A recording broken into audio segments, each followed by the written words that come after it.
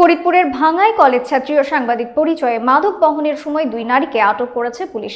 সোমবার রাত 8:30টার দিকে ঢাকা ভাঙ্গা খুলনা মহাসড়কের মুন্সুরাবাদ বাস স্ট্যান্ড থেকে আটক করা হয় তাদের।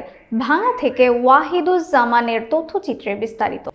এই তথ্য নিশ্চিত করে ভাঙ্গা থানার অফিসার ইনচার্জ মোকসেদুর রহমান জানান, গাড়িটি তল্লাশির সময় আটক দুই নারী তাদেরকে সাংবাদিক ও কলেজ ছাত্রী পরিচয় দিয়ে তাদের আইডি কার্ড প্রদর্শন করে পুলিশের কাছে।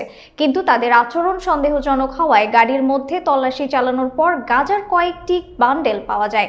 আটকরা হলেন বরিশাল বেতাগী থানার বেতাগী গ্রামের আসিফ মল্লিকের স্ত্রী সামিয়া বেগম ও বাগেরহাটের কচুয়া থানার মোহাম্মদ সোহাগের স্ত্রী মারিয়া বেগম।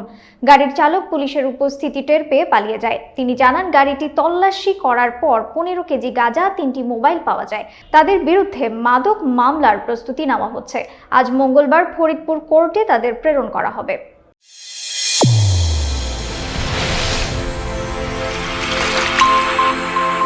চ্যানেল A1 হৃদয়ের স্পন্দন।